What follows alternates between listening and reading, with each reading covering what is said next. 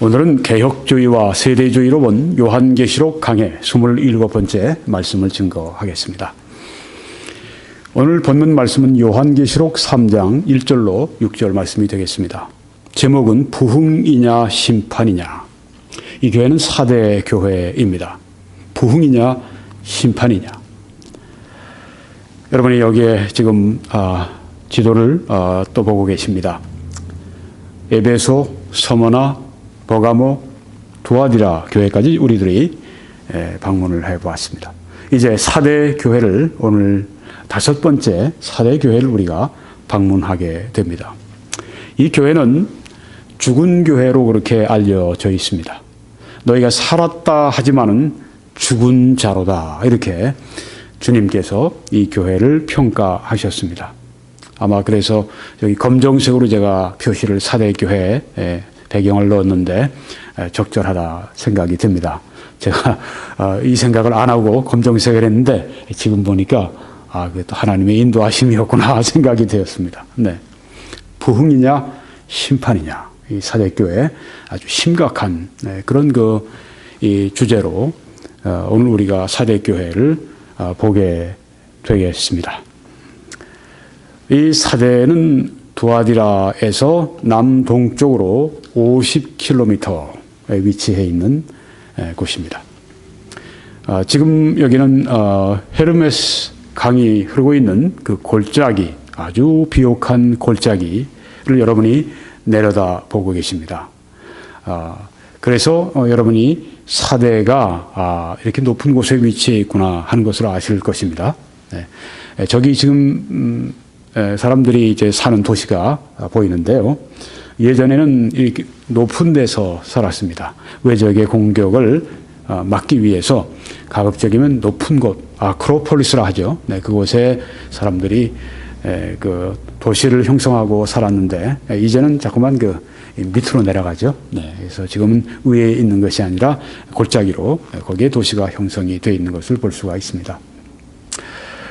여기 이 4대는 아주 교통의 요지였었습니다. 여러분이 지금 사진으로 보시는 저 바위덩어리 또 작은 작고 큰 돌덩어리들은 로마 제국이 도로를 깔았던 그 흔적을 우리들에게 여실하게 보여주고 있습니다. 로마 제국의 도로. 이 도로가 어디까지 가는가 하면 이제 페르시아의 수도인 수사에까지 이르게 됩니다. 이것을 로열 로드, 왕도라고 하는데요. 이 왕도의 서쪽 끝이 바로 여기 이 4대에서 멈추게 되는 것입니다. 그러니까 이 왕도, 아주 여기 여러분이 보셔도 길이 아주 넓고 큰 것을 볼 수 있는데요. 뭐 2000년, 뭐 3000년 된 그런 그 흔적들이니까 지금 여기에 이 왕도의 서쪽 끝, 그러니까 교통의 요지로서 여러 가지 혜택을 많이 누렸던 그런 도시입니다. 4대는 원래 이 아시아, 지금 7교회가 있는 그 아시아를 중심으로 한 거기에서 아주 부하고 강력한 리디아 왕국의 수도였었습니다. 아주 번성했을 때가 BC 6세기, 7세기에 그때 아주 번성하고 이 왕국이 아주 크고 힘이 있었습니다. 여러분이 지금 이렇게 보시면 바위로 아주 이렇게 뾰족이 올라간 천연의 요새인 것을 보실 수가 있죠. 그래서 이 4대를 침공하는 일은 너무 힘이 들었습니다. 그래서 아주 강력한 요새로서 그 천혜의 혜택을 누리고 있었기 때문에 이 리디아 왕국, 이 리디아 왕국은 또 아주 부유한 왕국이었습니다. 거기에다 이제 이렇게 아주 천혜의 요새가 있어서 아주 이렇게 튼튼한 곳에 그리고 높은 곳에 이렇게 4대가 위치하고 있었습니다. 이렇게 난공불락의 요새 속에 살다가 보니까 또 아주 부유한 그런 도시 속에 살다가 보니까 안일함이 사람들의 마음과 삶 속에 깊이 스며들어 있었습니다. complacency, 안일한 것, 이것이 또한 이 4대 교회의 특징입니다. 아마 이런 것들이 4대 교회의 죽은 교회로서 그렇게 그 영향을 미친 외적 요인이 아니었는가 이렇게 생각을 합니다. 너무 부유하다가 보면은 안일해지기가 쉽습니다. 우리 주님께서는 깨어라, 깨어 있으라 그 우리에게 당부를 하셨는데 항상 깨어 기도하라고 말씀하셨는데 그리스도인들은 항상 우리가 깨어서 그렇게 주님과 동행해야 되는데 안일한 것은 우리에게 큰 적입니다. 근데 이 주의가 안일한 거예요. 그런 속에서 자기도 모르게 교회도 이 안일한 풍조가 들어가게 된다고 하는 것입니다. 기도하지 않게 되죠. 또 힘써 복음을 전하려고 하지 않게 되죠. 희생하고 헌신하지 않으려고 하죠. 그럼 영적으로 바로 쇠망하고 또 죽는 길이기도 한 것입니다. 이 난공불락의 요새도 BC 546년에 페르시아에 의해서 멸망을 당하게 됩니다. 한 군데로만 이제 들어가서 이 사대를 침략하고 또 정복할 수 있는데 사대가 그래서 그 한 군데 들어올 수 있는 곳만 철저하게 경비하고는 했었습니다. 근데 페르시아는 그 약점을 노렸습니다. 그래서 저기에까지는 저런 이 절벽 같은 데를 잘 타는 이런 걸 잘 타는 그 군인들을 이용을 해서 전혀 저쪽으로 절벽으로 해서 오리라고 기대하지 않았던 바로 그 장소로 해서 이제 페르시아가 이 사대를 침공하고 멸망을 시켰던 것입니다. 우리가 그렇게 안일하게 생각할 때 적들이 거기를 뚫고 들어온다고 하는 것을 우리가 기억할 필요가 있겠습니다. 그리고 BC 133년에 로마가 이 사대를 또 정복하게 됩니다. 그리고 AD 17년에 이 사대에 큰 지진이 나서 아주 폐허로 바뀌게 되었습니다. 근데 그때 이 로마 제국이 특별히 티베리우스 황제가 큰 도움이 되었습니다. 그래서 이 사대를 재건을 시켜주었는데 그래서 사대 주민들이 감사하겠죠. 네, 그래서 티베리우스 신전을 건립을 해주었습니다. 황제가 로마 제국의 황제들은 그때 신으로서 대접을 받았으니까 네, 티베리우스 그래서 티베리우스 신전을 여기 건립했다고 합니다. 여러분이 지금 뒤에 보시는 저 건물은 굉장히 규모가 크죠. 저것은 짐네지움입니다. 체육관입니다. 과거에 저렇게 큰 체육관을 지어놓고 지냈으니까 얼마나 이 부한 도시였는가를 우리가 한눈에 알 수가 있습니다. 여기는 사대는 학예가 발달되어 있었습니다. 학문이 발달되어 있었고 또 예술이 발달되어 있었고 문화의 도시였었습니다. 유명한 그 이솝 우화, 이솝의 고향이었으리라 이렇게 많은 사람들이 생각을 하고 있는 곳입니다. 아주 그 이야기를 너무너무 잘 만들고 썼던 그 이솝, 네. 또 염직 이렇게 뭐 물감 같은 거, 또 의류의 물감들을 이렇게 만들어내고 그래서 의류 산업도 아주 발달했던 곳이기도 합니다. 아마 현재로 얘기하면은 이태리의 밀라노 같은 그런 도시가 아니겠는가 생각이 되는데요. 또 야금, 이런 금, 은 같은 것들을 이제 합금도 하고 정제를 먼저 하겠죠. 네, 그다음에 합금을 하고 특수 처리를 하고 그렇게 해서 이제 돈을 많이 버는 그런 야금, 또 채광, 이제 이 밑에 호르무스강 그쪽으로 해서 이제 금들이 발견이 되고 그래서 채광 이런 것들로 말미암아서 바로 이 사대는 매우 부가 넘쳐 흐르는 그런 도시였다고 하는 것입니다. 그 주요 신전은 에베소에서 우리가 보았던 그 아데미스 신전, 영어로는 다이애나라고 하는데요. 아데미스 신전이 이 사대의 아주 주요한 신이고 주요 신전이었다. 이렇게 그 말을 합니다. 여러분이 지금 보시는 것은 온천의 흔적인데요. 네. 온양온천 하는 것처럼 여기가 온천이 인근에 있어서 이 온천은 또 어떤 것으로 사람들에게 이해가 됐는가 하면 그 당시에 이방신들 미신을 많이 믿던 시대니까 이방신들이 생명을 주는 것이다. 거기엔 자연도 신으로 생각하고 그런 이 사람들이 하나님을 떠나서는 어리석은 신들을 많이 자기들의 어리석음처럼 만들어내지 않습니까? 그래서 인근 온천이 이방 신들이 생명을 주는 능력으로 그렇게 상징이 됐다고 하는 것입니다. 요한계시록이 쓰여질 그 당시에 이 사대는 번영하는 도시였지만 또한 쇠락을 하고 있는 그런 때의 도시였다. 이렇게 말하고 있습니다. 자, 우리가 이제 사대 교회를 둘러싸고 있는 사대의 이 도시를 우리가 봤는데요. 이제 사대 교회를 이 시간 살펴보겠습니다. 지금 여러분이 보시는 데는 교회는 아닙니다. 지금 보이시는 것은 이제 유대의 회당인데요. 네, 그러니까 사대에도 유대인들이 살고 있었고 거기에도 유대의 회당이 있었다 하는 것을 보게 됩니다. 유대의 회당이 있고 유대인들이 많이 살고 있었으면 유대인들의 박해도 역시 있었겠죠. 서모나 같이 그런 강력한 유대인들의 비방이 사탄의 회가 여기 있다는 말씀은 없지만 여기에 이 유대인의 회당이 있는 것을 보면 그러합니다. 제가 이제 받은 이 사진들을 보면 이 사대에 이 교회를 찍은 그런 그 사진이 없어요. 교회 흔적이, 교회 유적이 있다고는 하는데, 네, 여기에 지금, 오히려 잘 보존된 것을 찍어 왔는데, 여기가 지금 그 유대인의 회당입니다. 유대인들도 그 당시에 유대교도 매우, 우리 기독교와 경쟁 관계를 이루면서 그렇게 거기에 존재했었다 하는 것을 알 수가 있는데요.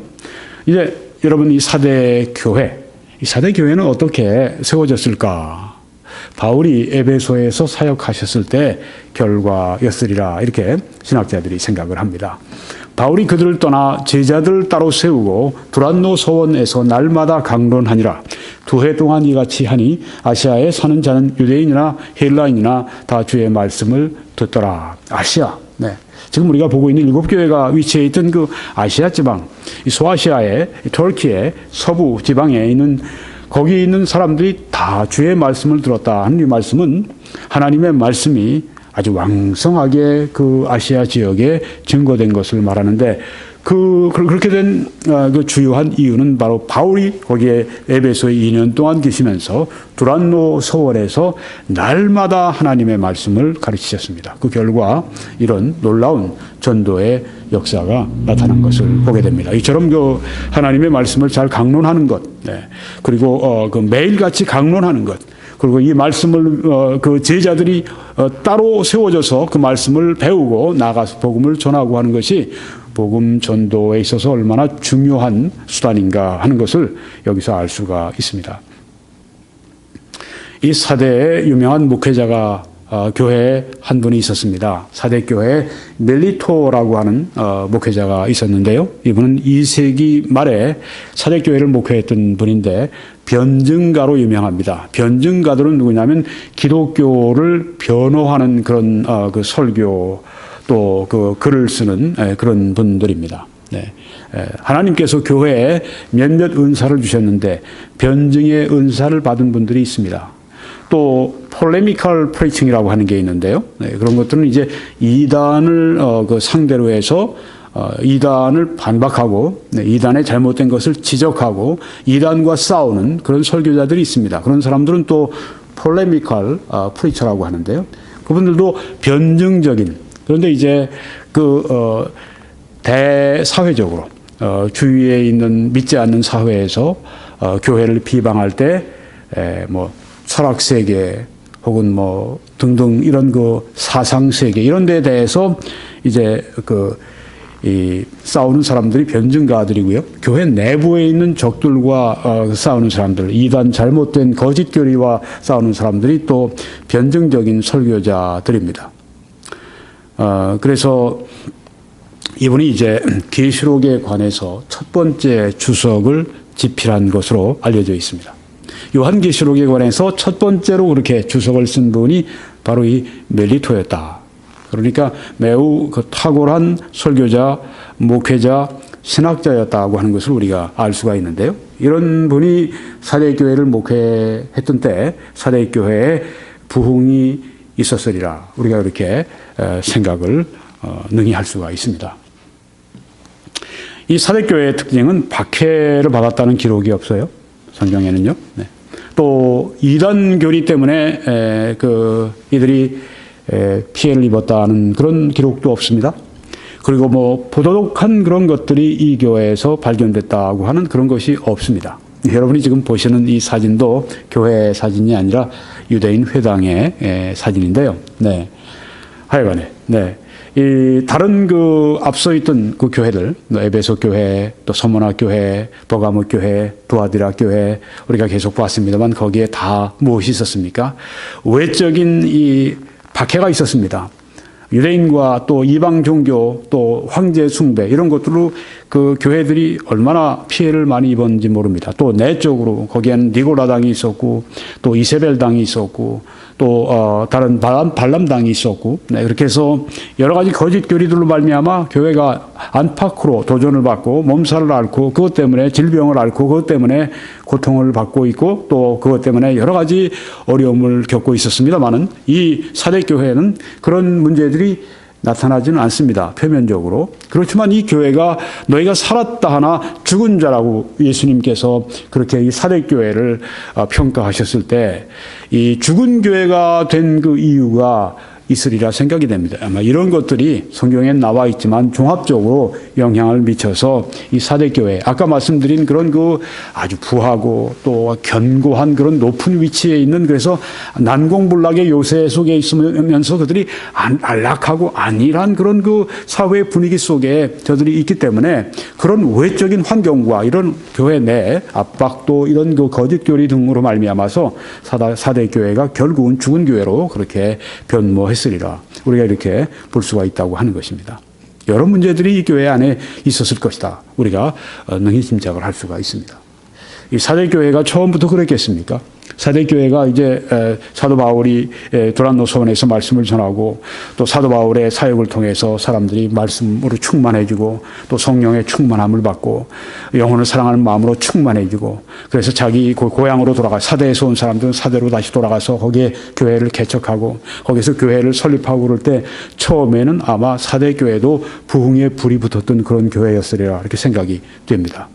그렇지만 시간이 흘러가면서 이제 부모 세대가 지나고 그 다음 자녀 세대가 이르렀을 때 부모 세대가 가지고 있었던 그 뜨거움, 그 헌신, 그 하나님을 향한 그 초기의 그 사랑 이런 것들을 서서히 잃어버리게 되고 그 다음에 형식적이 되고 그 다음에는 죽은 교회로 그렇게 변모하는 사대 교회만 그런 것이 아니라 많은 교회들이 오늘날도 그런 문제를 겪고 있게 되고 어떤 때는 아주 교단적으로 어떤 때는 또한 그 국가적으로 그렇게 이런 그 교회들이 죽어가는 그런 모습을 볼 수 있는데 오늘날 우리가 유럽의 교회들을 보면 그렇죠. 네. 유럽의 교회들이 죽어갑니다.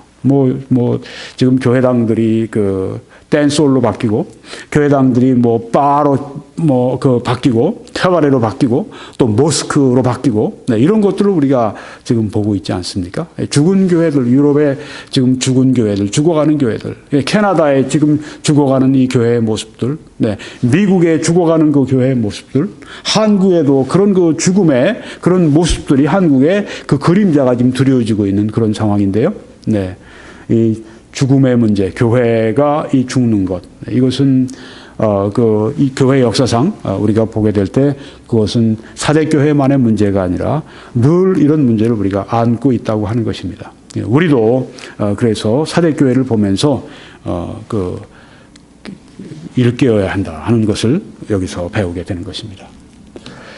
3장 1절 본문 말씀을 보면 사대교회의 사자에게 편지하라. 사대교회의 목사에게 편지하라. 하나님의 7 영과 7 별을 가지신 이가 이르시되. 여러분 여기 보시면 사대교회 어떤 장로에게 또 혹은 집사에게 권사에게 이렇게 편지하라고 말씀하지 않죠. 사대교회 사자에게 목사에게 목회자에게 편지하라고 말씀합니다. 주님께서는 목회자를 세우십니다. 또 목회자를 통해서 역사하십니다. 여기 보니까 7 별을 하고 말씀했는데 7 별은 그 7 교회의 7 사자, 7 목회자를 여기에 말씀합니다. 목회자가 얼마나 하나님께서 중시하고 계시는가 한 교회의 영적 상태를 위해서 한 목회자를, 그 한 교회, 개교회의 목회자를 얼마나 중시하시는가 하는 것을 볼 수 있습니다. 목회자는 그 교회의 영적인 대표자가 되어야 합니다. 또한 대표자가 되는 것처럼 그런 그 교회에 대해서 책임과 또한 그 교회에 대해서 사명을 다해야 합니다. 책임도 또한 의무와 함께 특권과 함께 따르게 된다고 하는 것입니다. 그만큼 영예를 받으면 그만큼 책임을 많이 져야 되고 그만큼 하나님 앞에 충성하고 해야 된다고 하는 것을 생각하게 합니다. 하나님의 일곱 영과 하고 말씀했습니다. 하나님의 일곱 영. 하나님이 뭐 일곱 영을 가지신 그런 게 아니라 하나님의 일곱 영은 이사야 11장에 있는 말씀 조금 이따 보여드리겠습니다만 그 말씀에 있는 것을 의미한다. 이렇게 우리 설교가들이 많이 보고 있습니다. 하나님의 일곱 영, 일곱 숫자는 완전한 숫자입니다. 충만한 숫자입니다. 하나님의 영은 성령이신데 성령의 충만하심과 완전하심, 성령의 충만하심, fullness, 성령의 충만하심, 완전하심을 여기에서 말씀하고 있습니다. 하나님의 일곱 영은 이사야 11장 2절에 이 말씀을 가리키고 있다. 이렇게 보여집니다. 그의 위에 여호와의 영, 예수님 위에 말씀입니다. 여호와의 영, 곧 지혜와 총명의 영이요 모략과 능력의 영이요 지식과 여호와를 경외하는 영이 강림하시리니. 7개 여기에 표현이 나와 있습니다. 첫째, 여호와의 영이라고 말씀을 했습니다. 성령은 누구신가? 여호와의 영, 주의 영이십니다. 또 지혜의 영이시고 총명의 영이시고 모략의 영이시고, 우리 한글 성경에는 재능의 영이요 이렇게 그 번역을 했습니다. 그런데 그 원어를 보게 되면은 재능보다는 능력이 더 좋은 번역이라고 생각이 됩니다. 영어 성경들을 보니까 다 그렇게 번역을 했더군요. strength, power, might, 능력의 영, 재능의 영, 이거보다 능력의 영이 더 좋은 번역이라고 생각하고 그 원어에 더 맞아요. 왜 이걸 재능이라고 그렇게 번역을 했는지 제가 좀 의문시 됩니다. 능력의 영이십니다. 또 지식의 영이십니다. 여호와를 경외하는 영이십니다. 성령으로 충만하다고 하는 것은 바로 이런 하나님의 7가지 이런 그 성령의 특징인데, 이런 것들이 이제 우리 안에서 우리가 성령으로 충만할 때 우리가 이런 것들이 특징으로 우리 안에 나타나지 않겠습니까? 성령으로 충만하면 어떻게 될까요? 여호와를 경외하는 사람이 되게 되죠. 그러니까 우리가 성령으로 충만하기를 사모해야 할 이유가 여기 있습니다. 왜요? 성령으로 충만해질 때 여호와를 경외할 수 있기 때문입니다. 여호와를 경외하는 것이 지혜의 근본이라고 말씀했기 때문입니다. 또한 하나님을 두려워하며 떨므로 너희 구원을 이루라. 즉 너희 성화를 이루라. 너희 거룩해지는 그 차원의 그 구원을 이루라. 이렇게 말씀을 했습니다. 하나님을 경외하는, 하나님을 두렵고 떠는 그런 그 하나님을 경외하는 그 마음을 위해 성령으로 우리가 충만해지도록 사모해야 될 줄 믿습니다. 자, 하나님의 7영은 바로 이런 7가지 특징을 가지시는 성령을 말씀하고 있다고 하는 것입니다. 사대교회의 사자에게 편지했는데 하나님의 7영과 7별을 가지신 이가 말씀하십니다. 여기 하나님의 7영과 7별을 가지신 분은 예수 그리스도시죠. 이 말씀은 예수 그리스도께서 성령을 통해서 교회 안에서 역사하시고 나타내신다고 하는 것입니다. 오늘 어떻게 성령이 우리 안에 살아계십니까? 우리 안에 그리스도가 살아계십니까? 사도 바울은 이제는 내가 사는 것이 아니요 그리스도께서 내 안에 사신 것이라 하고 말씀을 했습니다. 예수님이 내 안에 어떻게 사십니까? 성령을 통해서 내 안에서 살아가신다고 하는 것입니다. 여기 또한 마찬가지입니다. 성령을 통해서 그리스도께서 교회 안에서 사시고 역사하신다고 하는 말씀입니다. 예수님께서 물론 지금 하늘의 보좌에 주님 보좌 우편에서 우리를 위해서 중보하며 기도하고 계십니다. 능력 있는 기도를 우리를 위해 지금 드려주고 계십니다.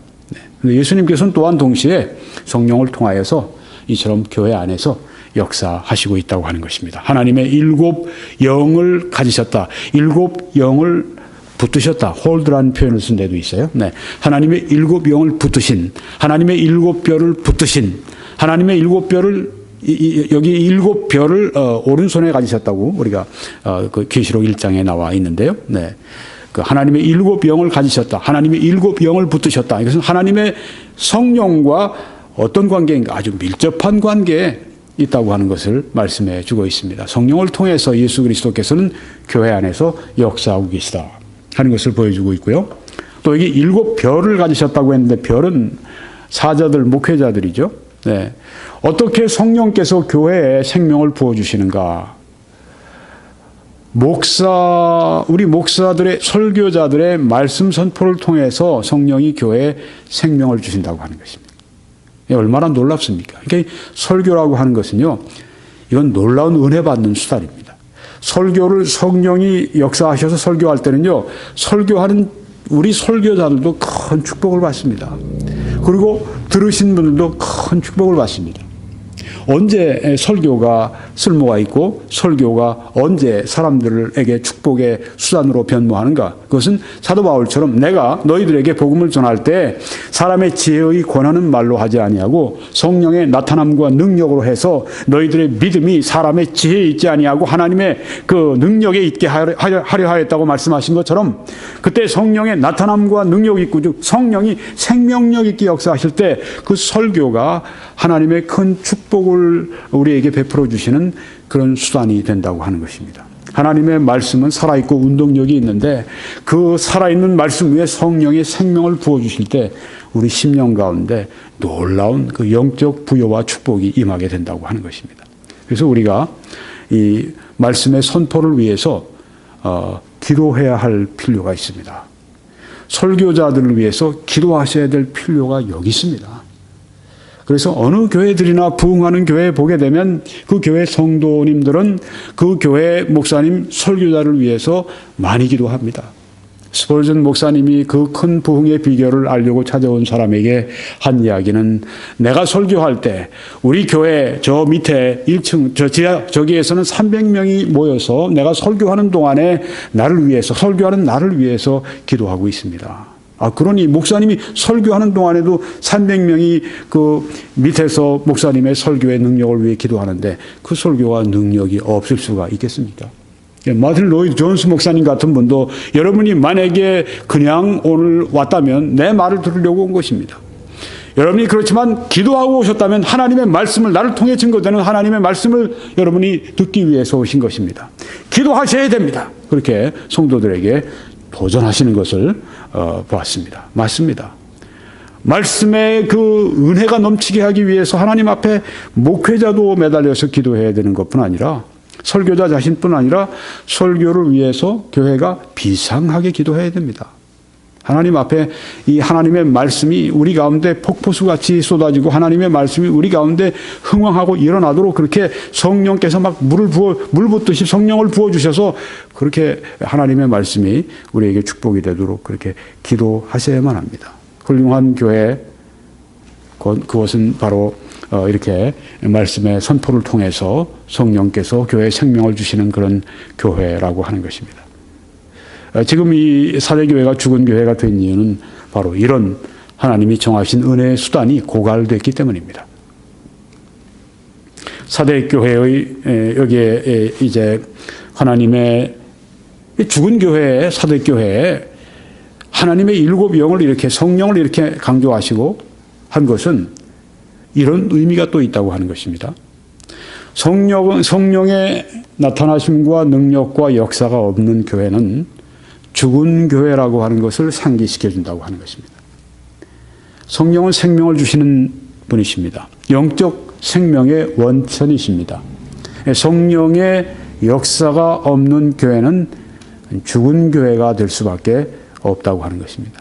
성령의 역사를 위해서 우리가 매일같이 간절히 기도해야 됩니다. 나 개인과 우리 교회와 더 나아가서는 다른 곳에 다른 성도들, 다른 교회들을 위해서 혹은 한 국가적인 한국 교회를 위해서 혹은 뭐 미국 교회를 위해서 혹은 뭐 캐나다 교회를 위해서 성령의 역사가 우리 교회 가운데 불일듯 일어나도록 우리가 계속 기도해야 됩니다. 성령의 역사가 만약에 중단되면, 성령이 소멸되면 그 죽은 교회로 전락하게 되기 때문입니다. 자, 이 말씀에 보니까 내가 네 행위를 아노니 네가 살았다 하는 이름은 가졌으나 죽은 자로다. 이렇게 사대교회에 대해서 주님께서 통렬하게 그렇게 그 비판을 하셨습니다. 네가 살았다고 이름만 가지고 있지 실제로 영적으로 또한 신앙적으로 너는 죽어있다. 이렇게 사망한 교회다. 이렇게 말씀을 한 것입니다. 사망한 교회, 이건 장례식밖에 치를 수가 없어요. 신앙은 죽어있고 이름만 살아있는 그런 교회. 어떤 교회일까요?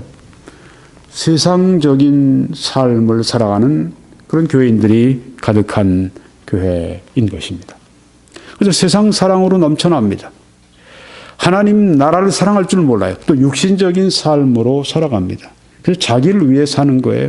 자기의 유익, 자기의 쾌락, 자기의 꿈, 자기의 미래, 자기 자식의 무엇, 자기의 어떤 사업의 무엇, 그런 자기만을 위한 그런 물론 자식을 위해서 혹은 사업을 위해서 정당한 영역이 있고 힘을 써야 할 영역이 있고 아끼고 우리가 또한 잘 이렇게 거기에 관심을 가지고 해야 할 영역이 있습니다만은 그 모든 것이 하나님을 위해서 하는 것이 아니라 자기를 위해서 한다고 하는 것입니다. 육신적인 삶을 살아갈 때는 죽은 신앙 삶이라고 하는 것입니다. 또 어떤 게 죽은 것일까요? 구원의 감격이 없어요. 구원의 기쁨이 없습니다. 이 구원의 말씀이 전해질 때 도무지 감격이 없어요. 구원의 찬송을 부를 때 감격이 없어요. 이런 죽은 교회에 가서 구원의 찬송을 부를 때 눈물을 흘리면서 구원의 감격과 감동 속에 노래하는 성도들을 볼 수가 없다고 하는 것입니다. 하나님의 이 말씀, 구원의 말씀이 증거될 때 여러 번 들었더라도 성령의 능력으로 그 구원의 메시지가 전해지게 되면 얼마나 감격이 되고 얼마나 기쁜지를 몰라요. 그러니까 구원의 이 메시지를 계속 몇 번 듣고 들어도 그 성령의 능력으로 말씀이 증거될 때마다 감격스러운 겁니다. 왜요? 그 주님의 사랑을 내가 또 깨닫게 되고 주님의 사랑을 깨달으면서 내가 하나님을 향한 그 사랑 그리고 하나님을 향해서 내가 호응하게 되고 그 말씀에 내가 반응하게 되고 이 구원의 감격이 없는 삶처럼 그렇게 단조롭고 그렇게 죽어가는 신앙생활이 없다고 하는 것입니다. 여러분과 저의 삶 가운데서 하나님 구원의 감격과 감동 속에 살아갈 수 있게 해주십시오. 구원의 그 받았을 때 그 첫사랑 그 감격 속에 살아갈 수 있게 해주십시오. 그렇게 우리가 늘 기도해야 될 필요가 있다고 하는 것입니다. 죽은 정통입니다. 교리적으로는 올바라요. 그런데 심령은 차디 찰 대로 찹니다. 그리고 손발을 통해서 그 삶을 통해서 그 머리에 있는 말씀을 그들이 순종하고 살아가지를 못합니다. 반대로 또 잘못된 교리가 있어요. 머리에 이제 잘못된 교리로 가득 차서 그 잘못된 교리에 의해서 살고 그렇게 움직이는 것입니다. 어떤 죽은 교회들은 성경을 사랑하지 않습니다. 성경을 어떤 하나의 종교적인 서적으로 보는 사람들이 있어요. 어떤 사람들은 좋은 책이라 보는 사람도 있습니다. 교회 안에서 소위 교회 간판을 붙여놓고 성경을 어떤 설교자들은 성경을 가지고 이것저것 비판을 하고 여기에 이 기적은 지금 현대인들이 믿을 수가 없는 것이다. 옛날에 그냥 우화적으로 쓴 것이다. 이렇게 말을 하는 사람들도 있습니다. 이게 다 죽은 교회의 모습이라고 하는 것입니다. 성경을 사랑하는 그 교회. 여러분 중국에 있는 그런 교회 혹은 북한에 있는 우리 지하교회 이런 데를 한번 가보십시오. 성경을 한 권 얻기 위해서 얼마나 저들이 목말라 합니까? 성경 한 권만 주세요. 성경을 좀 우리들에게 보내주세요. 성경을 읽고 싶습니다. 이게 성경을 사랑하는 이 교회가 살아있는 그런 교회입니다.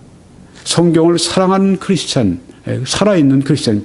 이 성경을 사랑할수록 우리가 더 하나님을 사랑하게 되고 또 하나님의 뜻 가운데서 우리가 살 수가 있게 되는 것입니다. 그 다음에 또, 죽은 교회는 어떤 교회일까요? 기도가 없습니다. prayerlessness. 기도를 하지 않아요. 기도할 마음이 없어요. 기도의 행동이 없어요. 기도하러 모이자면 모이질 않아요. 기도가 없습니다.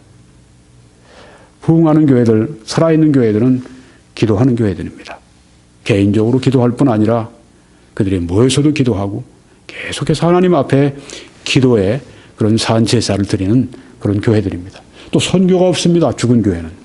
복음을 전하지 않아요. 개인적으로 전하지 않고 교회적으로 전하지 않고 그 교회에서 구원의 메시지를 전하지 않고 그 교회에서 또한 이 복음의 말씀을 여러 가지 수단으로 전하려고 노력하지도 않고 선교가 그들에게 없다고 하는 것입니다. 또 드림이 없습니다. 죽은 교회는 드릴 줄을 모릅니다. 하나님 앞에 드리는 것을 저들이 매우 소홀히 합니다. 자기들의 시간도 자기들의 물질도 자기들의 몸도 마음도 하나님 앞에 드릴 줄 모르는 것, 이 영적으로 죽어있는 특징이라고 하는 것입니다.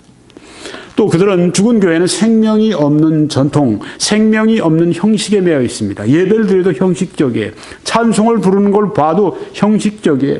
그 마음으로부터 우러나오고 찬송을 하지 않아요. 그런데 그런 사람들이 만약에 밖에 나가서 열린 음악회나 혹은 무슨 이런 여러 가지 가요 무대나 이런데 노래를 좌석에 앉아서 함께 부르자 그러면 얼마나 열창을 하는지 모릅니다. 박수를 치고 손을 흔들면서 그냥 목소리가 탁 지게 그냥 그렇게 노래를 부릅니다. 교회만 오면 그냥 꿀 먹은 벙어리처럼 그냥 톤이 낮아져가지고 찬송을 부를 줄 몰라요. 찬송을 모르는 이 현대 성도들. 여러분, 찬송처럼 하나님을 기쁘시게 하는 그런 예배가 어디 있습니까? 찬송을 부를 때는 목소리를 크게 하고 힘호흡을 하고, 아주 노래 전문적으로 부르는 사람들이 부르는 것처럼, 아주 그냥 아주 그냥 배 힘으로 말이죠. 아주 횡격막으로 말이죠. 그렇게 밀어내면서 그렇게 찬송을 아주 크게 열심히 열창해야 됩니다. 돌아와요 부산항은 그렇게 열창하는 사람들이 맞아요. 아주 그냥 그렇게 아주 감정을 넣어서 부르는 사람들이 나 같은 죄인 살리신 그 은혜에 놀라와. 이런 놀라운 그 찬송들을 부를 때는 맥이 빠져 있어요. 찬송이 살아나야 합니다. 찬송은 예배입니다. 찬송은 하나님을 기쁘시게 합니다. 찬송을 부를 수 있어야 합니다. 교회 내에서 정말 목이 터져라 그렇게 찬송을 부르는 그런 교회가 돼야 합니다. 노래 부르길, 찬송 부르기를 아주 좋아해야 합니다. 어떤 사람들은 찬송 부르는 게 그냥 설교 전에 형식처럼 생각을 합니다. 오늘 찬송을 왜 하나 둘만 부르지 이렇게 4개, 5개, 6개 이렇게 부를까? 빨리 조금 말씀 설교 듣고 빨리 가야 되는데 왜 이렇게 찬송이 많은가? 죽은 교회의 특징입니다. 산 교회들은요, 찬송을 하나라도 더 부르려고 합니다. 언제까지 부르느냐? 힘이 다 빠질 때까지. 아주 그냥 그 힘이 다 빠질 때까지 찬송을 불러야 시원한 그런 교회. 성령의 감동이 있는 그런 예배, 산 예배고 산 교회이죠.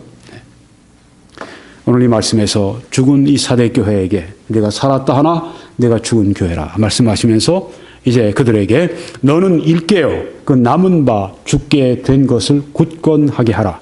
내 하나님 앞에 내 행위에 온전한 것을 찾지 못하였노니. 행위에 온전한 것을 찾지 못했다 하는 말씀입니다. 그러니까 이 사대교회 성도들은 어떠했는가? 하나님께 드릴 때 반만 드렸어요. 하나님께 드릴 때 일부만 드렸습니다. 하나님을 섬기는 그 일이 저들의 반심입니다. 전심이 아니에요. 온전하게 하나님을 섬기는 것이 아닙니다. 하나님을 섬기는 바른 길은 우리의 전심으로 모든 우리의 몸과 마음을 다해서 우리 가지고 있는 모든 것을 가지고 우리가 하나님을 섬기는 것이 바르게 하나님을 섬기는 것임에도 불구하고 그냥 반만 드리는 것입니다. 아니면 10분의 1만 드리는 것이에요. 그리고 나머지는 자기를 위해 쓰는 것입니다. 아닙니다. 자기를 위한 어떤 일을 할 줄 알고 그것이 하나님의 영광을 위해서 100% 하나님께 드려진 가운데 행동해야 한다고 하는 것입니다. 온전한 것을 찾지 못했다. 하나님께서 슬퍼하시는 것입니다. 한 개인을 보고 사대교회를 보고 혹은 지금 어떤 교회를 보고 내 행위에 온전한 것을 내가 찾지 못했다 이렇게 여기에 슬퍼하시는 성령에 근심하시는 주님이 근심하시는 슬퍼하시는 그 음성이 여기 있지 않습니까? 너는 일깨어 그 남은 바 죽게 된 것을 굳건하게 하라. 그러므로 네가 어떻게 받았으며 어떻게 들었는지 생각하고 지켜 회개하라. 만일 일깨지 아니하면 내가 도둑같이 이르리니 어느 때에 네가 이르는지 네가 알지 못하리라. 네, 여기 지금 부흥을 말씀하십니다. 그런데 부흥이냐 아니면은 심판이냐 여기 말씀하시는 것입니다. 내가 그렇게 만일 일깨지 아니하면 즉 네가 부흥되지 아니하면 내 심령이 새롭게 되고 부흥되지 아니하면 일깨우지 아니하면 너 깨어서 일어나서 정말 정신 차리고 그렇게 부흥된 신앙생활을 살지 않으면 내가 도둑같이 이르겠다고 말씀했습니다.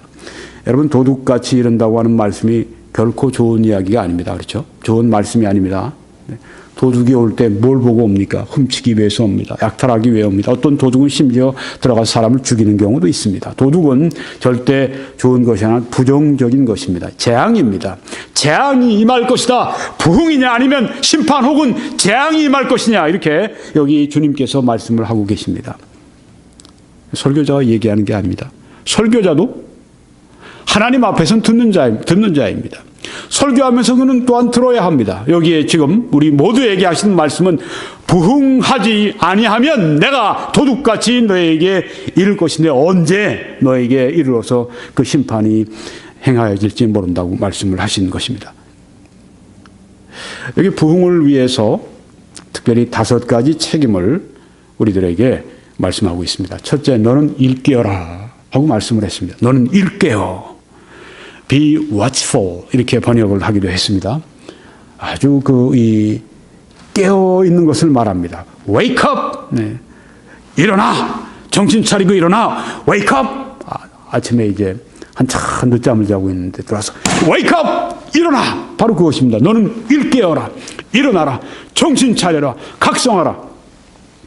죽음의 골짜기에 들어왔는데, 죽음의 이 막다른 골목에 들어왔는데, 그때 만약에 정신 차리지 않는다고 할 것 같으면 그 사람이 어떻게 살겠습니까? 정신 차려야죠. 내가 지금 죽은 교회다. 내가 할 일이 뭐냐? 각성해라. 일깨어라. 그렇지 않으면 도둑같이 내게 임한다. 내게 심판이 오게 된다. 네가 정말 죽음으로 끝나게 된다. 일어나라. 일깨어라. 그 죽음의 자리에서 죽음의 상태에서 일어나고 일깨어 일어나라고 이렇게 각성하라고 말씀을 하고 있습니다. 우리에게 말씀하시는 것입니다. 부흥은 근본적으로 하나님이 성령으로 우리에게 하나님의 생명을 부어주시는 것입니다. 그것은 하나님의 주권적인 역사입니다. 그렇지만 또한 우리에게 여기 책임이 있다고 하는 것을 말씀하고 있습니다. 우리는 하나님의 주권적인 역사를 기대하지만 그냥 막연히 우리가 게으르게 앉아서 기다리지는 않습니다. 우리는 우리의 책임을 다하면서 하나님의 그 부흥 주심을 우리가 사모하고 기다립니다. 먼저 우리가 할 것은 일깨어야 됩니다. 우리 스스로가 각성해야 됩니다. 이렇게 있어서는 안 되는구나. 내가 이렇게 영적으로 약하고 죽은 상태에 있어서는 안 되겠구나. 여기 하나님께서 나에게 지금 하시는 말씀은 각성해라. 너 일깨어라. 너 정신 차려라. 너 지금 일어나라. 너는 일깨어야 한다. 이렇게 말씀하시는구나. 일깨어야 됩니다. 신앙생활이 그렇게 미지근해져 있고 신앙생활이 그렇게 죽은 상태가 돼 있고 약화돼 있고 이럴 때 해야 될 일은 뭐냐 하면 일어나야 한다고 하는 것입니다. 일어나라. 정신 차려라. 부흥해라. 각성해라. 어떻게 그러면 정신 바짝을 차릴까요? 네. 일어난 다음에는 상황을 파악해야 되겠죠. 네. 내가 무엇에 지금 문제가 있는가. 네. 그리고 부흥을 위해서 필요한 일을 해야 할 것입니다. 이 죽음의 상태에서 이 심히 영적인 연약한 이 상황에서 일어나서 부흥해야 되는데 하나님께서는 나에게 부흥을 원하고 계시는데 일깨어서 부흥하고 영적으로 살아있는 그런 삶을 영적으로 강건한 삶을 나에게 풍성한 삶을 원하고 계신데 내가 이렇게 있는 것은 하나님의 뜻이 아닌데 일어나서 내가 그러면 부흥을 위해서 필요한 일이 뭘까 상황을 파악하고 필요한 일을 내가 찾아서 해야 된다고 하는 것입니다. 그게 무엇인가 부흥을 위해서 할 일이 무엇인가 물론 그중에 하나는 기도죠. 네, 부흥을 위해서 하나님의 성령의 역사를 위해서 우리가 가장 간절히 우리가 구할 것 중에 하나는 기도입니다. 항상 그 영적으로 죽어 있는 그런 이 상황에서 몇몇 사람들이 혹은 한 사람이나 혹은 몇몇 사람들이 일어나서 하나님 앞에 막 부르짖을 때 하나님이 부흥을 주시고는 했었습니다. 아주 절망의 상황에서 이제는 이 교회는 끝장났구나. 독일 교회는 이제 끝장났구나. 그럴 그 시점에 독일 교회가 완전히 영적으로 죽고 그 형식적으로 굳어져 있고 루터 교회가 그렇게 됐을 때 하나님께서 경건주의 운동을 일으키셨습니다. 한 지도자 그리고 그 지도자의 대를 이은 그 다음 지도자가 일어나서 독일 교회를 영적으로 경건주의를 통해서 일깨우기 시작했습니다. 그 다음에 일어난 운동이 모레비안 운동입니다. 이 모레비안 운동을 통해서 그 다음에 또 부흥된 그런 그 운동이 웨슬레 감리교 운동인 것입니다. 그와 동시에 또한 이 미국에서는 또 그 회중교회나 또 장로교회나 또 이런 교회들이 부흥하기 시작했고 그 이후에 그것이 전 교단으로 침례교로 감리교로 그렇게 해서 미국 전체적으로 큰 부흥이 또 일어났었습니다. 어떻게 그 부흥이 가능했습니까? 어떤 소수의 사람들 아니면 어떤 한 사람이 그 부흥을 위해서 대가를 지불하는 것입니다. 하나님 앞에서 하나님이 부흥을 주실 때까지 나는 기도하겠습니다. 1930년대 뉴 헤브리지 제도에 지금 그 스코틀랜드의 그 북쪽 북서쪽에 제일 끝에 있는 그 루이스 섬에서 큰 부흥이 일어났었습니다. 그때 교회가 다 죽어 있는 상황이었습니다.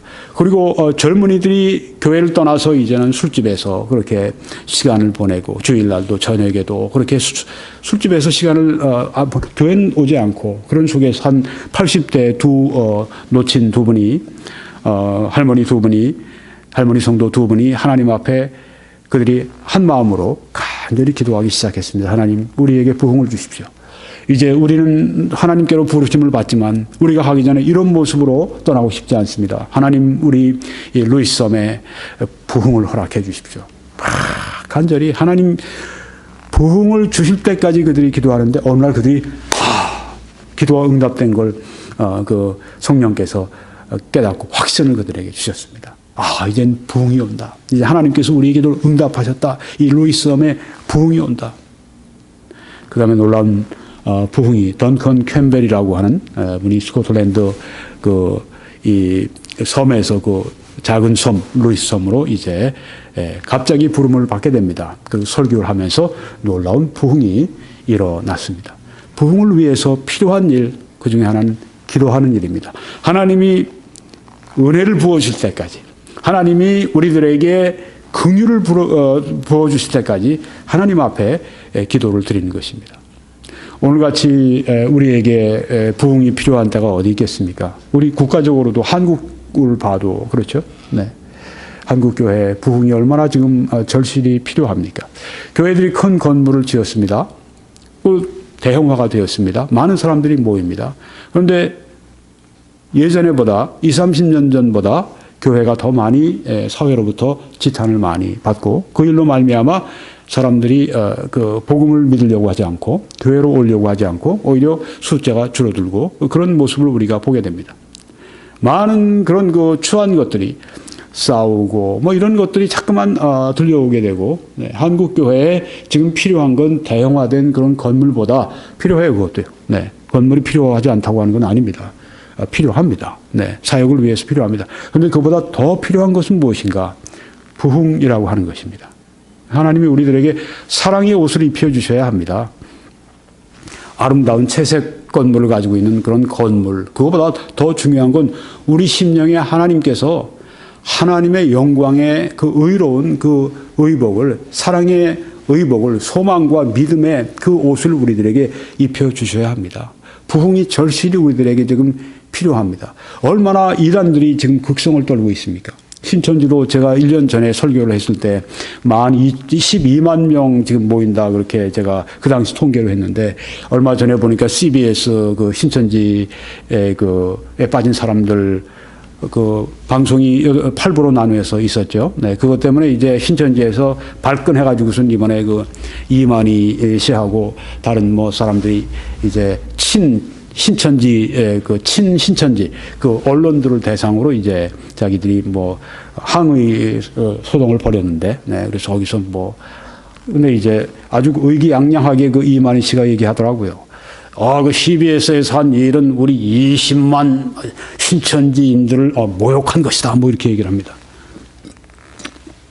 벌써 20만이라는 게 이제 입에 올랐어요. 네. 참 우리가 근심해야 합니다. 네. 지금 많은 영혼들이 미혹에 떨어지고 있다고 하는 것을 우리가 알아야 합니다.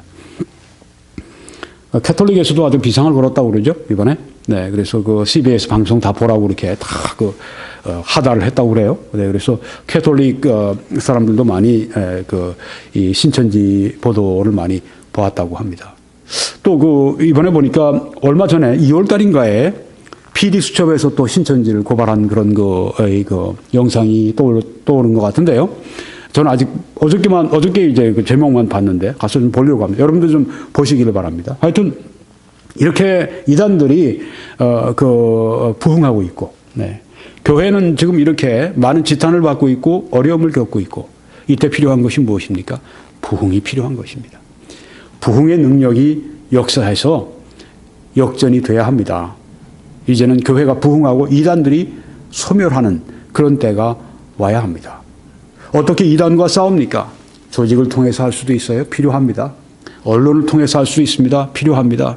CBS 방송 같은 걸 통해서 필요합니다. 얼마나 이번에 큰 일을 했습니까? 네, 정말 칭찬하고 싶어요. 네, 큰 일을 했습니다.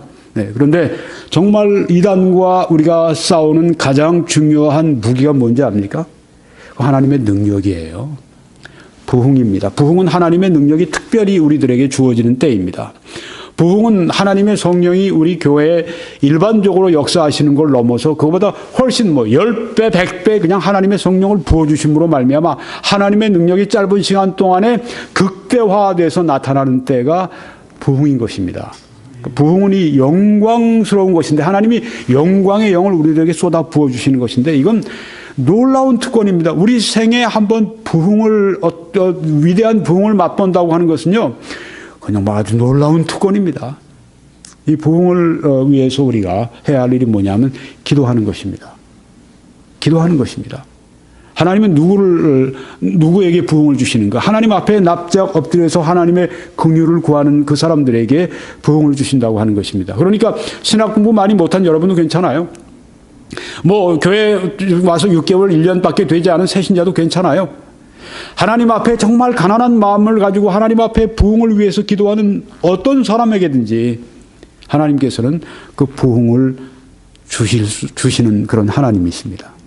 이런 사람들이 많이 우리에게 지금 필요합니다. 부흥을 위해 기도하십시오. 부흥을 위해 설교자들이 그 능력 있게 설교할 수 있는 부흥을 주시도록 기도하십시오.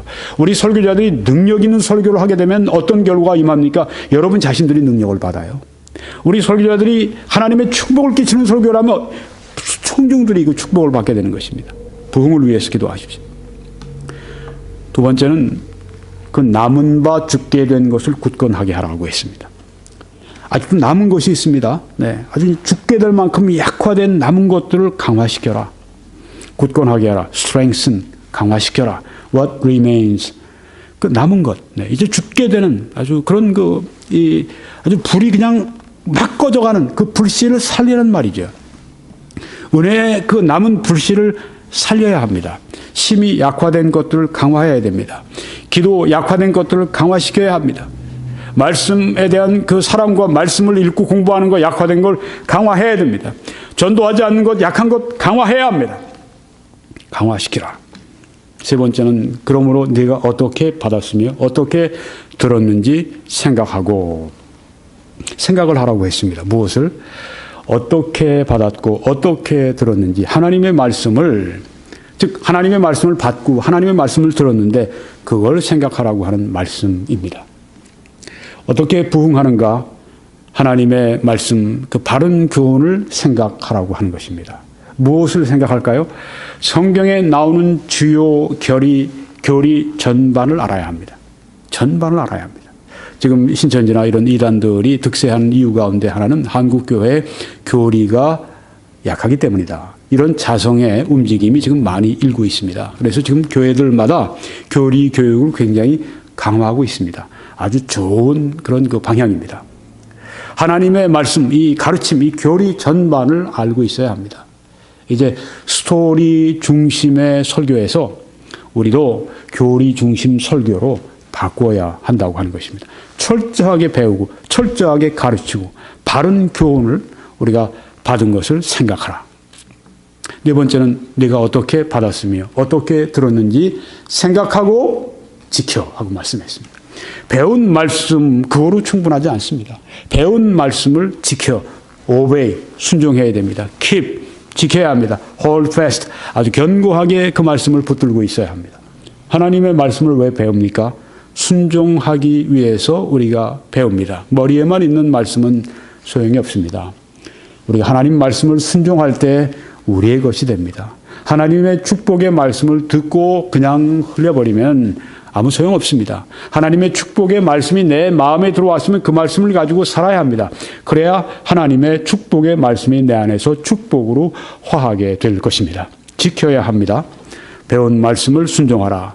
부흥하기 위해서 우리는 하나님의 말씀을 생각하고 하나님의 말씀을 순종해야 됩니다. 다섯 번째로 여기 또 이 말씀이 있네요. 네, 디모데전서 6장 20절 말씀을 좀 보고 가겠습니다.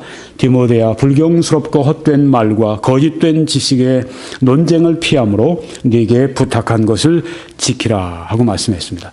여기 성경에도 보니까 우리 개역개정에 지식의 반론을 피함으로 이렇게 또 번역을 했더라고요. 네, 아쉽습니다. 반론, 이거보다 논쟁이 더 좋아요. 지식의 반론을 피함으로.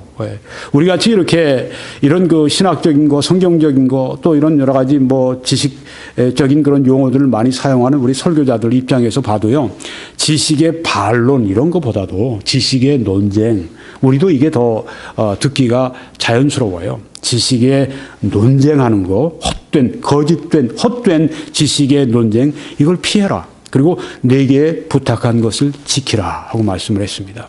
잘 지켜라. 네, guard. 잘 지켜라. 네, 하나님 말씀이 도둑맞지 않도록, 하나님 말씀을 도둑맞지 않도록, 하나님 말씀을 잃지 않도록 잘 지켜야 합니다. 요새 나이가 드신 분들은, 나이가 드신 설교자들 그런 말씀을 하죠. 위대한 설교자들이 나는 요새 암송을 더 많이 합니다. 왜냐하면 자꾸만 내 기억이 쇠퇴하기 때문에 나는 이 말씀을, 알았던 말씀을, 외웠던 말씀을 내가 잊어버리지 않고 지키기 위해서 자꾸만 내가 암송을 더 열심히 많은 시간을 기울여서 암송을 합니다. 맞습니다. 그것처럼 하나님 말씀, 우리 마음에 뿐 아니라 우리 삶 가운데서 이 말씀을 지켜야 합니다. 이 말씀을 잃어버리면 안 됩니다. 우리가 생명의 말씀 잃어버리면 우리 생명을 잃어버리는 것이고, 축복의 말씀 잃어버리면 축복의 말씀 잃어버리는 것이 되는 것입니다. 그래서 우리는 풍성한 삶의 말씀을 잃어버리면 풍성한 삶을 잃어버리는 것입니다. 하나님께서 우리들에게 주시고 우리들에게 맡겨주시고 우리들에게 이제 맡으라고 하신 그 부탁한 말씀을 잘 지켜야 한다고 하는 것입니다. 내가 너희에게 분부한 모든 것을 가르쳐 지키게 하라고 예수님이 우리 교회에 명령을, 지상의 명령을 주셨죠.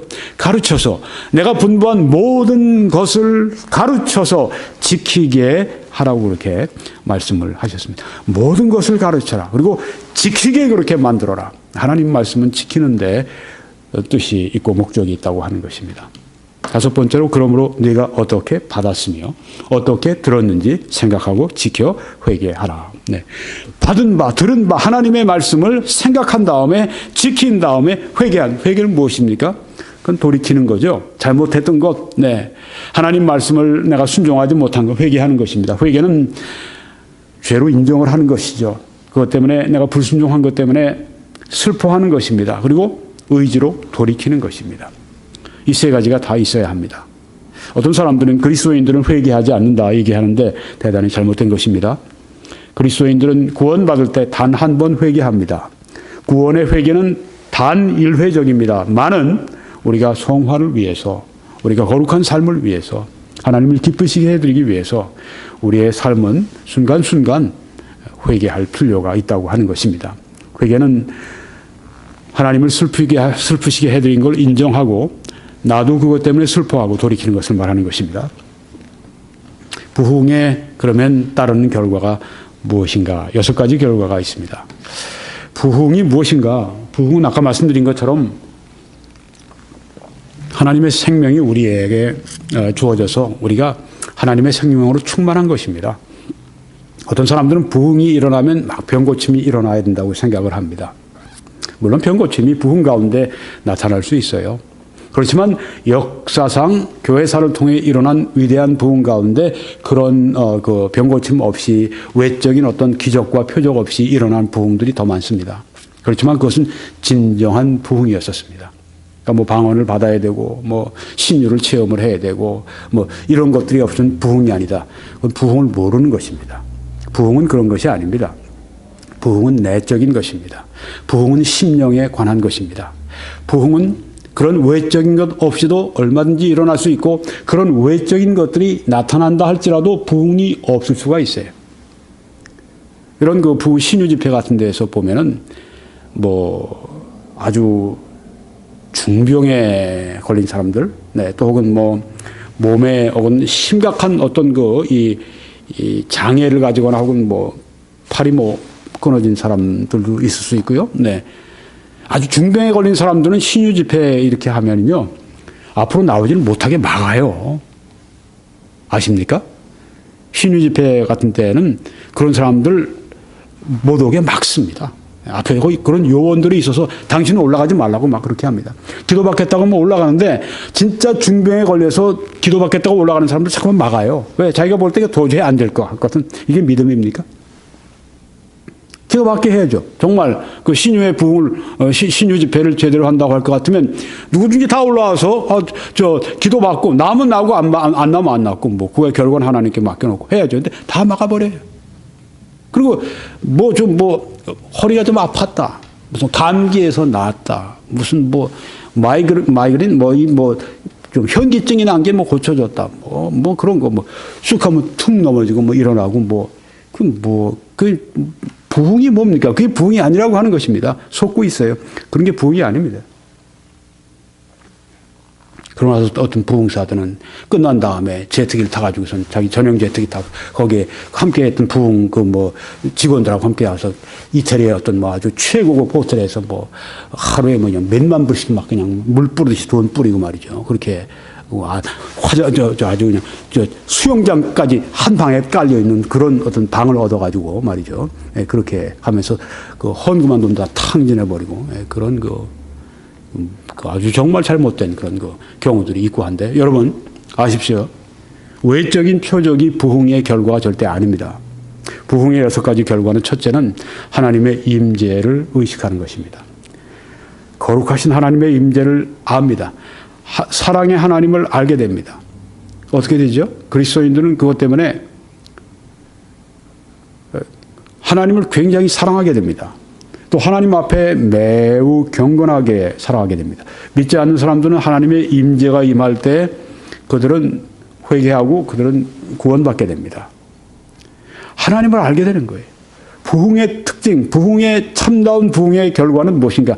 하나님의 임재를 의식하는 것입니다. 그래서 찬송을 부르거나 혹은 말씀을 듣거나 이런 때 그 말씀이 내 속에서 그냥 깊이 있게 하나님의 그 임재가 나타나는 그런 그 역사가 나타나게 된다고 하는 것입니다. 이거 없이 말이죠. 네. 이건 부흥이 아닙니다. 그러니까 이런 것은 부흥은 사람이 조작할 수가 없어요. 어떻게 하나님이 그 사람에게 임재하시는 것을 사람이 조작을 해요? 느낌을 줄 수는 있겠죠. 네. 그건 가짜 거짓 부흥이죠. 하나님의 임재를 깨닫고 사람들이 하나님의 거룩하신 임재를 깨닫게 되면 어떻게 됩니까? 변화가 오죠. 변화가 오죠. 네. 또 하나님의 말씀에 대한 깊은 갈망이 생깁니다. 이런 것이 부흥의 결과라고 하는 것입니다. 또 죄에 대한 깊은 확신을 가지게 됩니다. 그러면서 진심으로 마음에서 우러나와서 회개하게 된다고 하는 것입니다. 그래서 이 부흥이 진정한 부흥이 있을 때 사람들이 죄로부터 떠나게 되죠. 죄를 깊이 깨닫게 되고 죄를 미워하고 죄에 대해서 하나님 앞에 막 눈물로 회개하고 버리게 되고 그러니까 참다운 부흥은 죄로부터 멀어지는 것이라고 하는 것입니다. 또 참다운 부흥은 다른 사람들에 대해서 특별한 관심을 가지게 됩니다. 선교운동이 일어나잖아요. 부흥이 일어나면. 또 여러 가지 자선 사업이 막 일어나지 않습니까? 또 여러 가지 또 열악한 환경 속에 있는 사람들을 도우려고 하는 그런 운동들이 막 일어나지 않습니까? 이 부흥의 결과라고 하는 것입니다. 많은 사람들은 부흥회 하면 나만 얻으려고 그래요. 내가 뭘 받으려고 자꾸 안 그러고. 물론 받는 거 필요하죠. 그렇지만은 부흥에 참석했는데 아직도 내가 받을 것만 관심을 가지고 있다면 그건 부흥을 하지 못한 사람입니다. 부흥이 오면 그 사람에게 부흥이 주어지면 다른 사람들에 대해서 관심을 가지게 됩니다. 전에는 내가 보지 못한 사람들에 대해서 눈이 열리게 됩니다. 잃어버린 영혼들에 대해서 내가 사랑하게 되고 그들에 대해서 관심을 갖고 그들에게 복음을 전해야 되겠고 그들을 위해서 내가 뭔가 헌신해야 되겠다고 그런 생각들이 일어나게 된다고 하는 것입니다. 교회들이 부흥하고 나면 그 다음에는 선교하게 되고 그 다음에는 돕는 그런 자선 사업도 하게 되고 당연히 그런 결과가 나타나게 되죠. 그리고 참된 변화가 일어나게 됩니다. 참된 변화가 개인에게 일어났고 가정에게 일어나고 또 교회 안에 일어나게 되고 부흥이 바로 이런 역사가 나타난다고 하는 것입니다. 부흥이 없으면 만일 일깨지 아니하면 내가 도둑같이 이르리니 어느 때 내게 이르는지 내가 알지 못하리라. 부흥이 없으면 심판이 있다고 하는 것입니다. 재앙이 있다고 하는 것입니다. 여기 성경에 보니까 불순종에 따르는 심판을 히브리서에서 말씀합니다. 하물며 하나님의 아들을 짓밟고 자기를 거룩하게 한 언약의 피를 부정한 것으로 여기고 은혜의 성령을 욕되게 하는 자가 당연히 받을 형벌은 얼마나 더 무겁겠느냐 너희는 생각하라. 원수 갚는 것이 내게 있으니 내가 갚으리라 하시고 또다시 주께서 그의 백성을 심판하리라 말씀하신 것을 우리가 아노니 하나님께서 그의 백성을 심판하신다고 여기에 말씀을 하고 있습니다. 그래서 살아계신 하나님의 손에 빠져 들어가는 것이 무서울진저. 그래서 우리가 부흥되지 않으면 하나님의 심판의 이 손에 빠져 들어가는 것인데 이것은 무서운 것이다. 부흥해야 한다고 하는 것이죠. 또 고린도전서 11장에도 그러므로 너희 중에 약한 자와 병든 자가 많고 잠자는 자 즉 죽은 자도 적지 아니하니 우리가 우리를 살폈으면 판단을 받지 아니하려니와. 이것은 특별히 교회 그 주의 만찬 성만찬 때문에 거기에 이제 죄를 자복하지 않고 또 성만찬을 가볍게 여기고 그렇게 한 사람들에게 임한 교회에 임한 하나님의 백성들에게 임한 하나님이 심판하시는 것이 여기에 몸이 약해지고 병이 들고 또 잠자는 자도 적지 않다. 많은 사람이 고린도 교회에 그 죄를 범함으로 말미암아 몸이 약해진 사람, 병든 사람, 죽은 사람 많이 있었다고 하는 것입니다. 고린도 교회. 오늘날 교회도 이런 게 있죠. 물론 있죠. 네. 부흥하지 아니하면 심판이 임한다고 하는 것입니다. 우리가 판단을 받는 것은 주께 징계를 받는 것이니 이는 우리로 세상과 함께 정죄함을 받지 않게 하려 함이라. 하나님은 반드시 하나님의 자녀들에 대해서 징계하신다. 판단하신다. 때리신다. 심판하신다 하는 이 진리를 여러분과 저에게 말씀하고 있습니다. 그러니까 여러분과 제가 부흥하지 않으면 무엇을 기대한다? 심판을 기대한다고 하는 것입니다. 부흥이냐 심판이냐 이것이 문제입니다. 부흥할 것인가 아니면 심판을 받을 것인가. 부흥은 안 해도 되지 아니라고 하는 것이죠. 부흥인가 아니면 심판인가. 만일 너희가 일깨지 아니하면 내가 너희에게 도적같이 임할 것이라고 여기 말씀을 한 것입니다. 그렇지만 이제 칭찬도 나옵니다. 그러나 사대에 그 옷을 더럽히지 아니한 자 몇 명이 네게 있어. 자, 이 사대 교회, 죽은 교회에도 아직 살아있는 옷을 더럽히지 아니한 거룩하게 살아가는 성도들이 있었다고 하는 것입니다.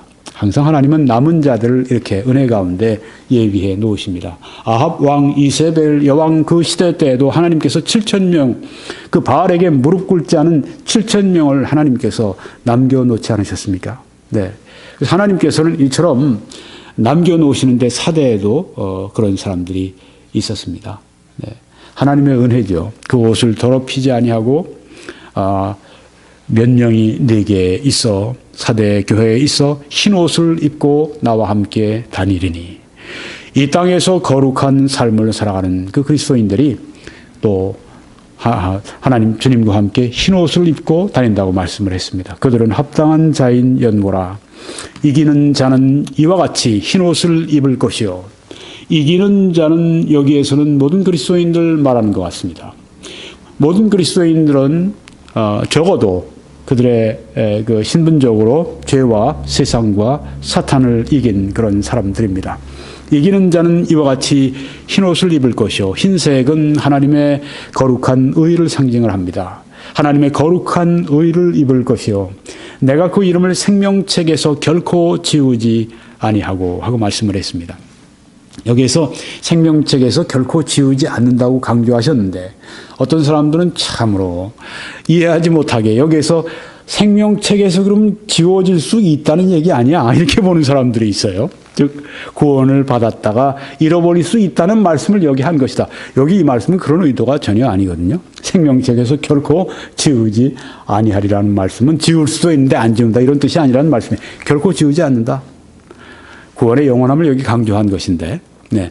그 이름을 내 아버지 앞과 그의 천사들 앞에서 시인하리라 이렇게 말씀을 했습니다. 어떤 사람들은 구약에도 있지 않느냐. 구약에도 말씀 가운데 보면 내 책에서 그 이름을 지우지 말라는 말씀이 있지 않냐. 여러분 이 출애굽기 32장 33절에 나오는 말씀입니다. 여호와께서 모세에게 이르시되 누구든지 내게 범죄하면 내가 내 책에서 그를 지워 버리리라 하고 말씀을 했습니다. 여기 내 책은 사람들이 생각하기를 그런 사람들이 생각하기를 생명책이다. 생명책에서 지워버리신다고 했다. 그러니까 하나님 앞에 범죄하면 그 다음엔 구원을 잃어버리는 것이다. 그러면 누가 구원을 지킬 수 있겠습니까? 그렇죠.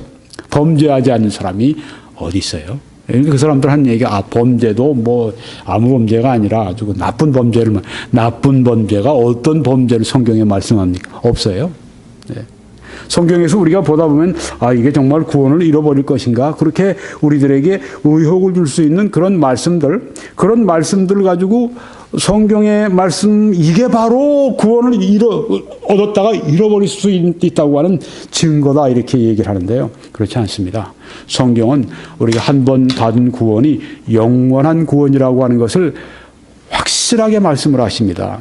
그런데 그러면 그것을 의심하게 하는 그 구절들을 어떻게 할 것입니까? 네, 있다고 합시다. 그런 구절들이 성경에 몇십 구절 있다고 합시다. 네, 저는 없다고 보는데 있다고 가정을 합시다. 그러면 그 좀 희미한 구절을 가지고 성경에 분명하게 구원의 영원한 안전을 말씀했는데 그것을 부정할 수 있느냐? No, never, no way. 결코 안 됩니다. 성경은 그렇게 해석하는 것이 아닙니다. 성경은 해석하는 원리가 있습니다. 성경에 분명히 말씀한 그 말씀의 원리가 있으면 그 말씀의 원리를 먼저 우선적으로 가지고 믿어야죠.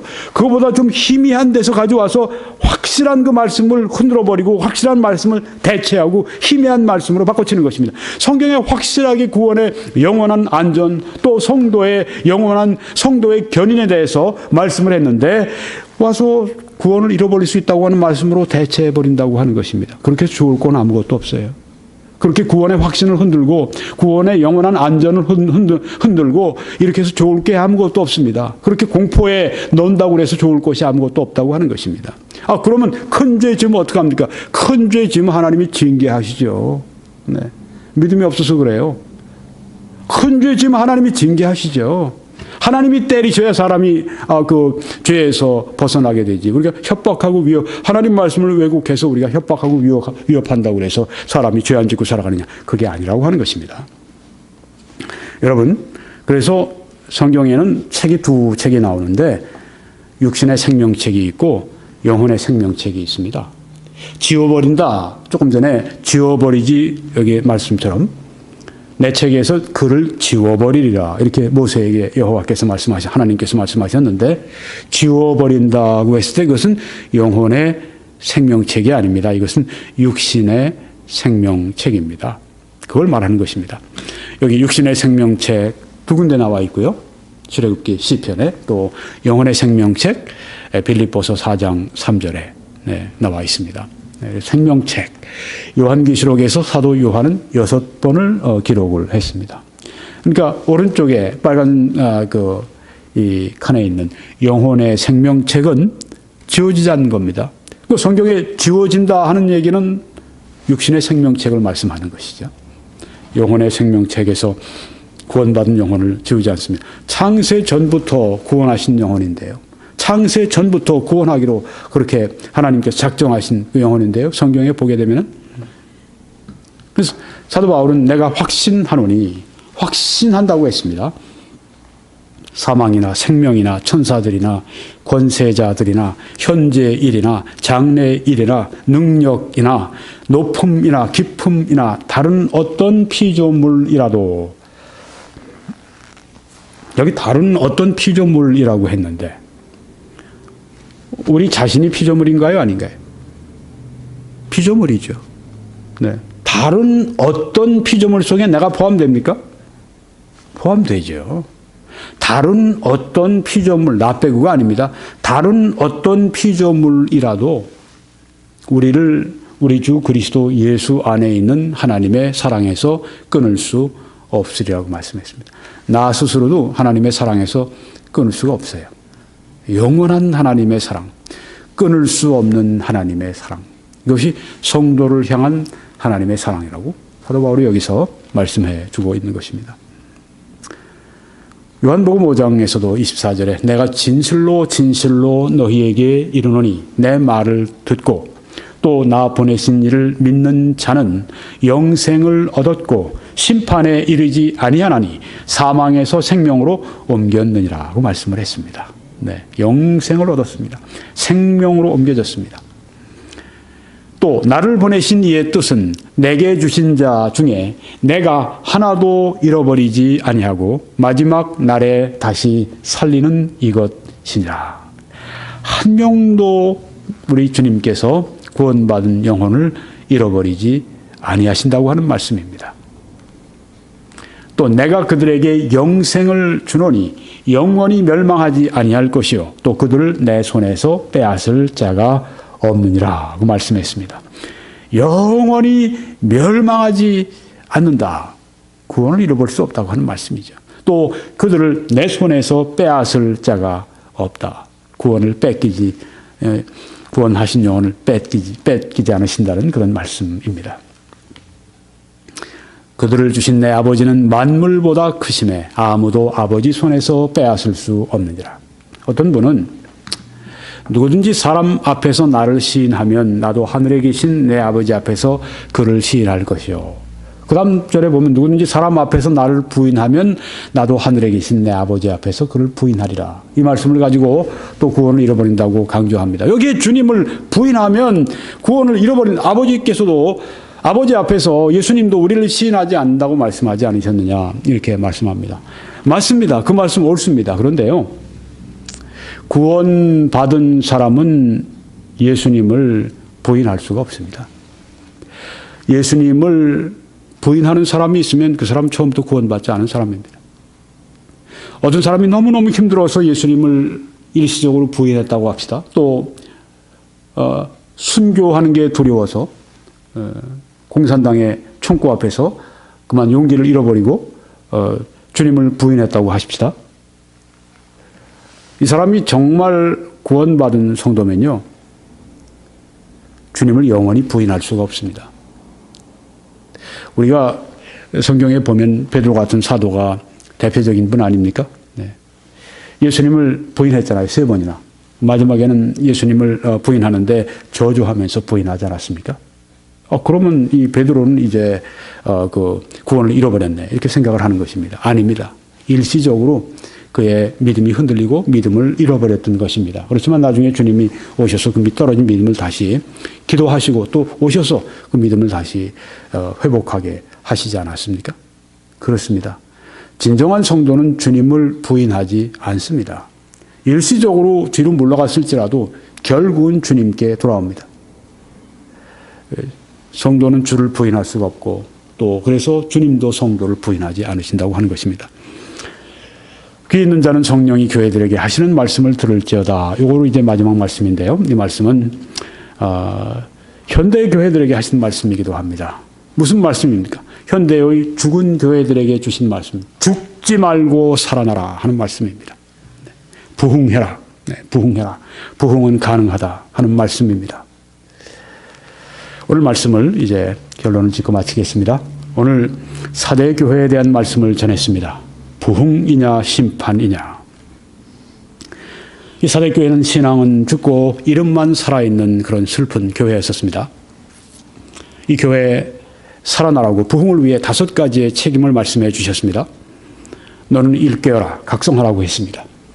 그 남은 바 죽게 된 것을 굳건하게 하라, 강화시키라 하고 약한 것들을 강화시키라고 말씀했습니다. 또한 성경의 바른 교훈을 생각하라. 받은 것, 들은 것을 하나님의 말씀을 생각하라고 말씀했습니다. 그리고 그 받은 것, 들은 그 말씀을 순종하라고 말씀을 했습니다.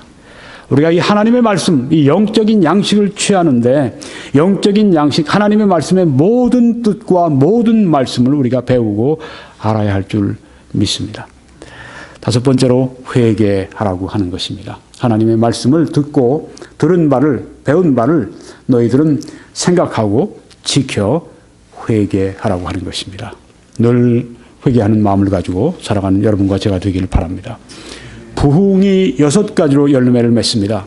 하나님의 임재를 의식하고 하나님의 말씀에 대한 깊은 갈망을 가져오게 하고 부흥이 일어나면 죄에 대한 깊은 확신과 진심 어린 회개를 하게 되고 부흥이 올 때 다른 사람들에 대한 특별한 관심을 가지게 되고 참된 변화가 그 한 개인, 그 가정, 그 교회, 그 사회, 그 국가, 그 세계 전체적으로 부흥이 임하면 변화가 일어나게 된다고 하는 것입니다. 오늘 요한계시록 강의 27번째 말씀을 마칩니다. 저희 다른 메시지들 21church.com에 들어오셔서 다 시청하실 수 있기를 바랍니다. 그렇게 하실 때 하나님의 크신 축복이 함께 하시기를 바랍니다.